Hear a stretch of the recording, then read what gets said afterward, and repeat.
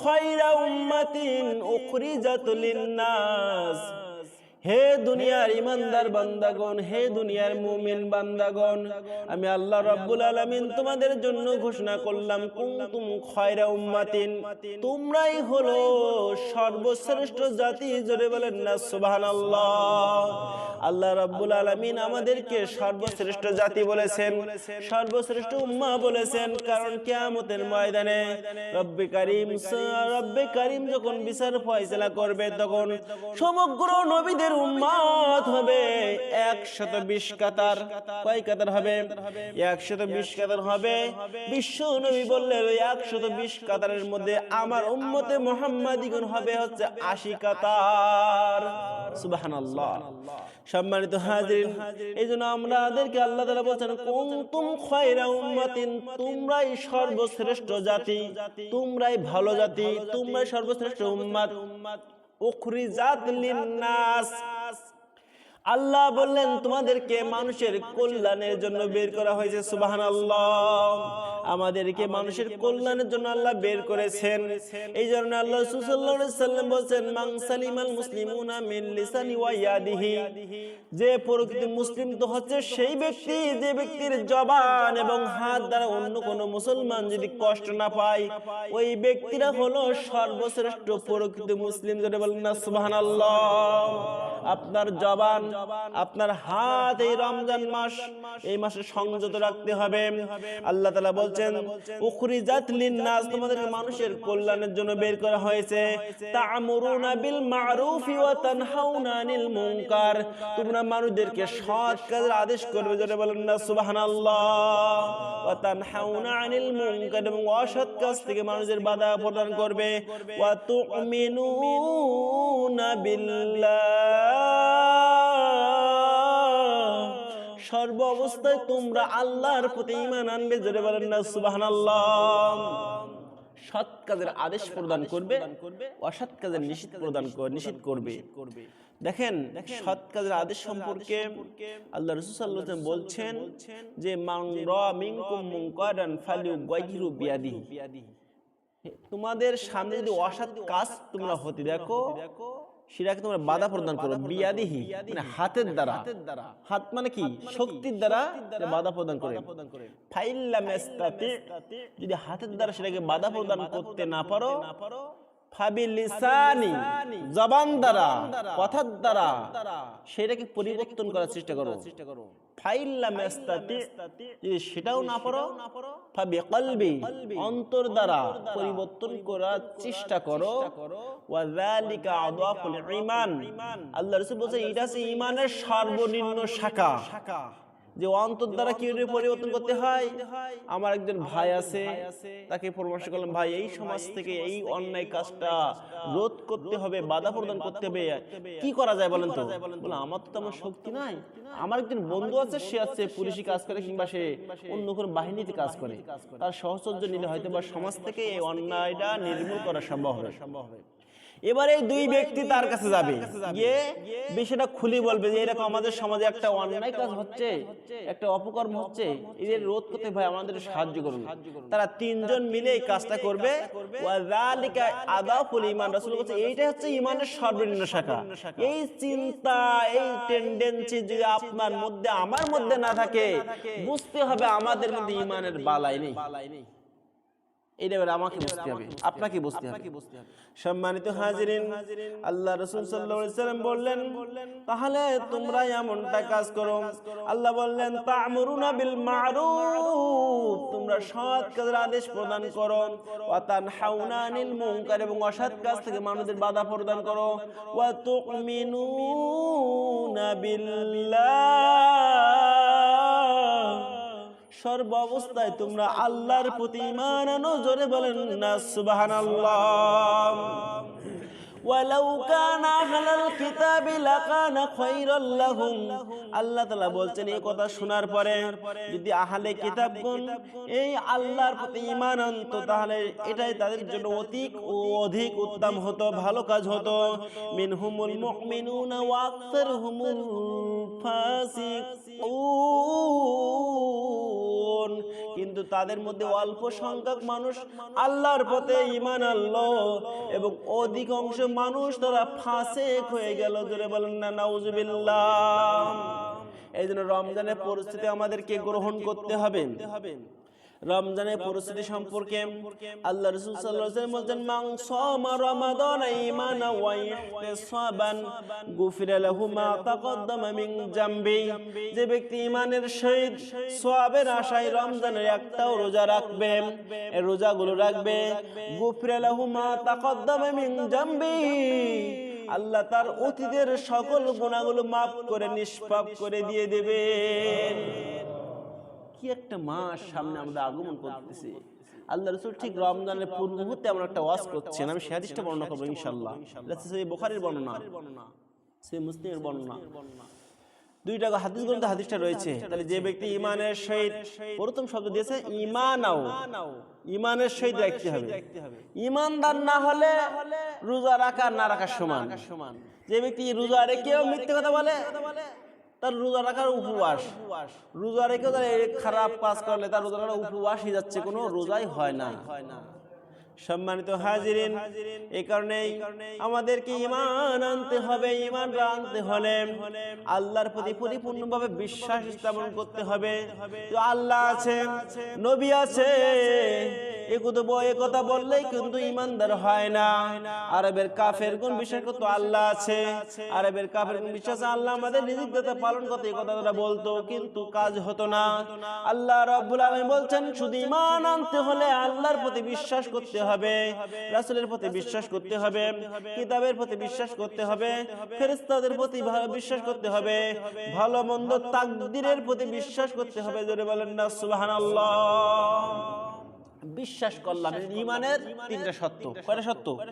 তিনটা সত্য। এক নম্বর ইকরার বিল লিসান, জবানে স্বীকার করতে হবে। দুই নম্বর তাসদিক বিল জিনান, অন্তরে বিশ্বাস করতে হবে। তিন নম্বর আমল বিল আরকান, কাজে সেটা বাস্তবায়ন করতে হবে। এই তিনটা জিনিসের সমন্বয় আছে ঈমান। যদি কারোর মধ্যে দুইটা থাকে, একটা অনুপস্থিত থাকে, সে বেঈমান। কারোর মধ্যে যদি দুইটা থাকে, একটা অনুপস্থিত থাকে, সে কি হবে? বেঈমান। তার ঈমান ঠিক হলো না। মুখী বললো, কাজে পরিণত করলো, অন্তরে বিশ্বাস করলো না, ও কি? ও বেঈমান, মুনাফিক।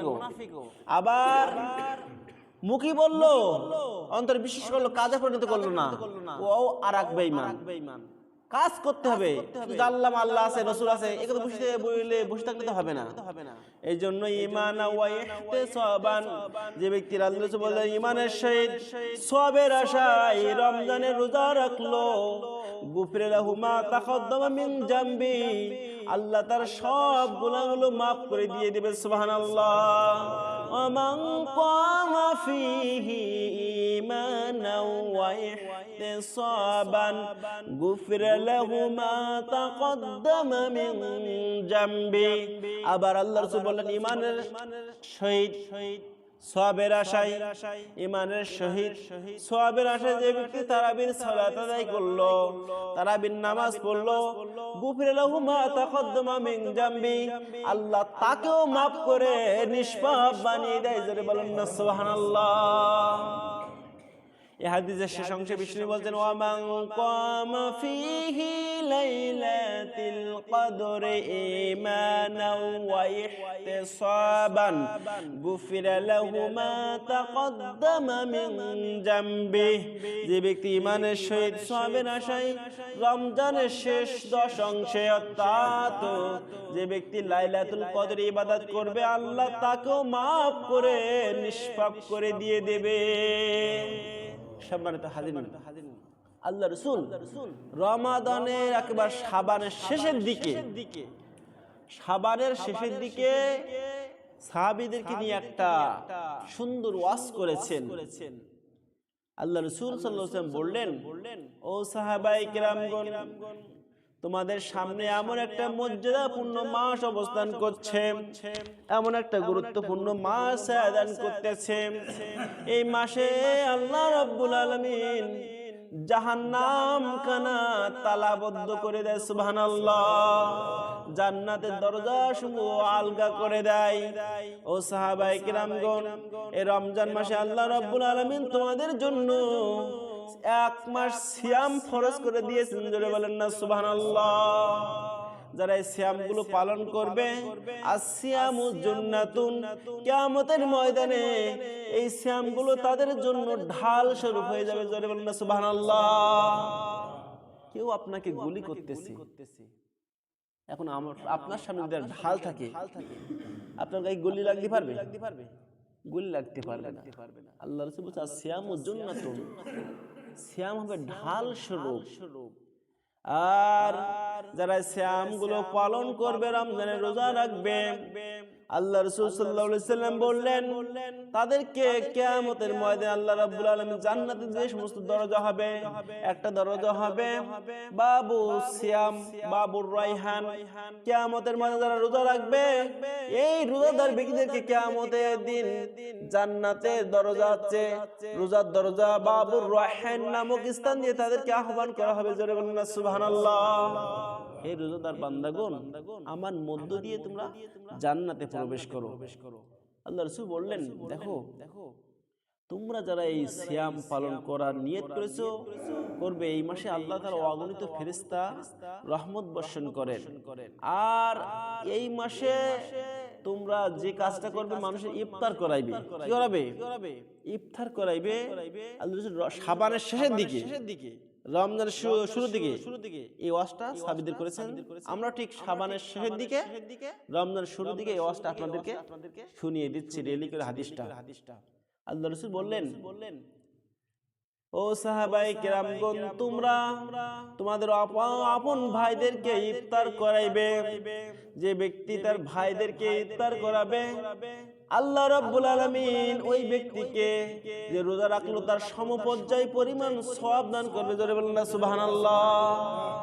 সারা দিন রোজা রেখেছে, রোজা রেখে যে সওয়াব অর্জন করেছে, তার ভাইকে শুধু ইফতার করানোর কারণে আল্লাহ তার আমলনামায় সে সওয়াব দান করবে, সুবহানাল্লাহ। কিন্তু রোজাদার থেকে সওয়াব কাটা যাবে না। সাহাবায়ে কেরাম প্রশ্ন করলেন, ইয়া রাসূলুল্লাহ, আপনি না আমাদেরকে ইফতারের প্রতি উৎসাহিত করতেছেন, কিন্তু আমরা তো হতদরিদ্র, নিজেরাই খাইতে পারি না, কেমন করে আমি আমার ভাইকে পেট ভরে ইফতার করাইবো? বিশ্ব নবী সাল্লাল্লাহু আলাইহি ওয়াসাল্লাম বললেন, ও সাহাবায়ে কেরামগণ, পেট ভরে ইফতার করানো জরুরি নাই। তুমি যদি তোমার মুসলিম ভাইকে একটা খেজুর দ্বারা ইফতার করাও, আল্লাহ রাব্বুল আলামিন তোমার আমলনামায় এই রোজাদারের সমপর্যায় সওয়াব দান করবে, সুবহানাল্লাহ। রোজাদারের সমপর্যায় সওয়াব আল্লাহ দান করবে। সম্মানিত হাজিরিন, আল্লাহ রাসূল বললেন, তোমাদের সামনে যখন এই মাসটা আগমন করবে, মাহে রমাদান মাস যখন আগমন করবে, 4টি কাজ বেশি বেশি করবে। কয়টা কাজ? 4টি কাজ করবে। 1 নম্বর কাজ হচ্ছে বেশি বেশি করে কালিমা তালকিন দেবে, সুবহানাল্লাহ। কালিমা পাঠ করবে, লা ইলাহা ইল্লাল্লাহ, লা ইলাহা ইল্লাল্লাহ, লা ইলাহা ইল্লাল্লাহু মুহাম্মাদুর রাসূলুল্লাহ। 2 নম্বর কাজ হলো, বিশ্বনবী সাল্লাল্লাহু আলাইহি সাল্লাম বললেন, তোমরা বেশি বেশি করে ইস্তিগফার পাঠ করবে, যারা বলুন না সুবহানাল্লাহ। বেশি বেশি তাওবা করবে, আস্তাগফিরুল্লাহ, আল্লাহ আমি ক্ষমা চাচ্ছি, ওয়া আতুবু ইলাইহি, এবং তোমার কাছে তওবা করতেছি, আস্তাগফিরুল্লাহ আল্লাযী লা ইলাহা ইল্লা হুয়াল হাইয়ুল কাইয়ুম ওয়া আতুবু ইলাইহি, অথবা শুধু আস্তাগফিরুল্লাহ, অথবা তোমরা সাইদুল ইস্তিগফারটা পাঠ করবে, আল্লাহুম্মা আনতা রাব্বি লা ইলাহা ইল্লা আনতা খালাকতানি ওয়া আনা আবদুকা ওয়া আনা আলা আহদিকা ওয়া ওয়াদিকা মাস্তাতাতু আউযু বিকা মিন শাররি মা সানাতু আবু লাকা বিনি'মাতিকা আলাইয়া ওয়া আবু বিযামবি ফাগফিরলি ফাইন্নাহু লা ইয়াগফিরুয যুনুবা ইল্লা আনতা। ইস্তিগফার গুলো বেশি বেশি করে রোজা থেকে পাঠ করবে, বলুন সুবহানাল্লাহ। আর 2টা কাজ থেকে পানা চাইবে, আশ্রয় চাইবে। আর আল্লাহর কাছে 2টা কাজ অবশ্যই করে নিয়ে নেবে, সেটা হচ্ছে 1 নম্বর আল্লাহর কাছে জান্নাত চাইবে, আল্লাহুম্মা ইন্না নাসআলুকাল জান্নাতা, বেশি করে জান্নাত চাইবে। 2 নম্বর জাহান্নাম থেকে বিরত থাকবে রমজান মাস আসলে। আল্লাহ রাসূল একটা দোয়া আমাদের শিখিয়ে দিয়েছে, আল্লাহুম্মা ইন্না নাসআলুকাল জান্নাতা ওয়া আউযু বিকা মিনান নার। প্রথম অংশ দোয়াটা দুইটা অংশ রয়েছে, আল্লাহুম্মা ইন্নী আসআলুকাল জান্নাতা, হে আল্লাহ আমরা আপনার কাছে জান্নাত চাই। বিশ্বনবী বললেন যখন এই দোয়াটা মানুষ করে জান্নাত আল্লাহর কাছে জিজ্ঞাসা করে, আল্লাহ ওই লোকটা কি বলতেছে, ওই বান্দারা কি বলতেছে? আল্লাহ বলে জান্নাত তোমাকে সে চাচ্ছে। আল্লাহর কাছে জান্নাত তখন বলে, আল্লাহ সে যখন আমাকে চাচ্ছে তাহলে আমাকে তুমি তাকে দিয়ে দাও। জোরে বলেন না সুবহানাল্লাহ। এই দোয়াটা দ্বিতীয় অংশ হচ্ছে ওয়াউযু বিকা মিনান নার, আল্লাহ আমরা আপনার কাছে জাহান্নাম থেকে আশ্রয় চাই। যখন কোন বান্দি এই কথাটা বলে ওয়াউযু বিকা মিনান নার, হে আল্লাহ জাহান্নাম থেকে আমরা আশ্রয় চাই, তখন জাহান্নাম আল্লাহর কাছে বলে, আল্লাহ এই লোকটা কি বলতেছে?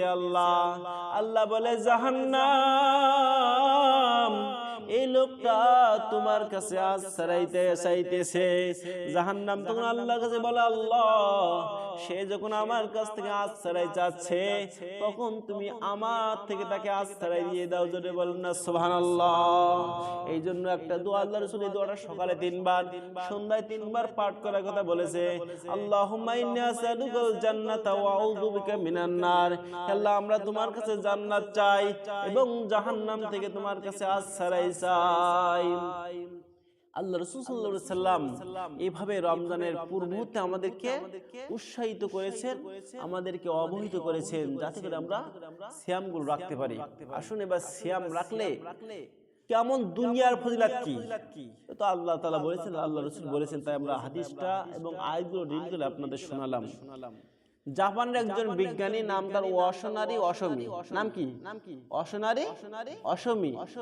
তিনি তারা আবিষ্কার করেছিলেন অটোফিজি আবিষ্কার করে তদানীন্তনকালে তিনি নোবেল পেয়েছিলেন।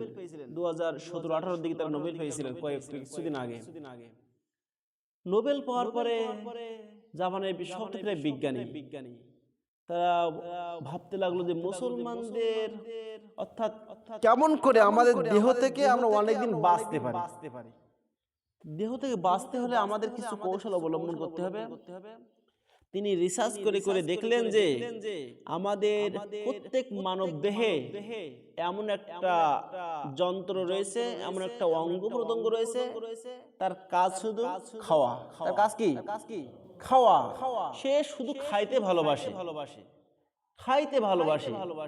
তখন তিনি এই রিসার্চ করতে দেখলেন যে এই যে খাওয়া বন্ধ করে দেওয়া হয়, এর যদি খাওয়া বন্ধ করে দেওয়া হয় এই খাওয়া থেকে বিরত থাকে কিনা।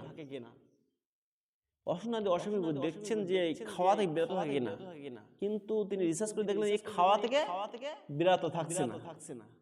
যখন আমরা কিছু খাই সেই তার একটা পার্সেন্টেজ সে খেয়ে ফেলে, আর যখন না খায় তখন যে অবশিষ্ট খাদ্য যে ইয়ারগুলো রয়েছে, অবশিষ্ট অংশগুলো রয়েছে, যে দেহের মধ্যে যে অবশিষ্ট খারাপ জিনিসগুলো রয়েছে, এক কথায় ময়লা আবর্জনা, সেগুলো তিনি খাওয়া শুরু করে দিছে। মানে ওর শুধু ক্ষুধার্ত লেগেছে এক কথায়। তখন তিনি একটা আবিষ্কার করলেন যে কোনো ব্যক্তি যদি সপ্তাহে কিংবা মাসে 2-3 দিন, সপ্তাহে 1 দিন, মাসে 2-3 দিন, 3-4 দিন উপবাস থাকে, তাহলে তো রোজা রাখবে না। উপবাস থাকে তাহলে তাদের এই যে সেই আপনার অঙ্গটা না খেয়ে থাকার ফলে অন্য পেটের মধ্যে যে ময়লাগুলো জন্মেছে এই ময়লাগুলো খেতে থাকে। সুবহানাল্লাহ। ময়লাগুলো যখন খেতে থাকে তখন ওই ব্যক্তি আস্তে আস্তে স্বস্তির নিঃশ্বাস পায়। তখন তিনি আবিষ্কার করলেন যে অটোফিজি, অটো শব্দটা নিজে, আর ফিজি শব্দটা খাওয়া, নিজেকে নিজে খাওয়া। আমার হাত আমি খাইতে পারবো না, কিন্তু অটোফিজি আবিষ্কার করলেন ওই যে অংশটা রয়েছে দেহের মধ্যে, পেটের মধ্যে, ও অন্যটা অংশকে খেয়ে ফেলছে, অর্থাৎ ময়লাগুলোকে খেয়ে ফেলছে।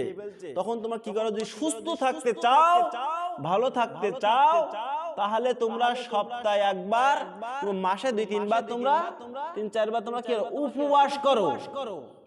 যখন এটা আবিষ্কার করলেন আস্তে আস্তে শব্দ ছড়াই পড়তে লাগলেন। জাপানের বিজ্ঞানী যে অসনারী অসমী এমন একটা তথ্য, এমন একটা জ্ঞান গর্ব একটা আবিষ্কার করেছেন যা করলে মানুষ সুস্থ থাকবে। আস্তে আস্তে এটা মুসলিম দেশের কাছে এসে গেছে, পৌঁছে গেছে। মুসলিমরা দেখলেন যে এই তো এ তো আমাদের কোরআনে আল্লাহ উল্লেখ করেছেন। আল্লাহ তাআলা বলেছেন কুতিবা আলাইকুমুস সিয়াম কামা কুতিবা আলাল লাযিনা মিন ক্বাবলিকুম, যে তোমাদের উপরে সিয়াম ফরজ করা হয়েছে, এক মাস রোজা ফরজ করা হয়েছে, আর যেমনি ভাবে ফরজ করা হয়েছিল তোমাদের পূর্ববর্তীদের উপরে।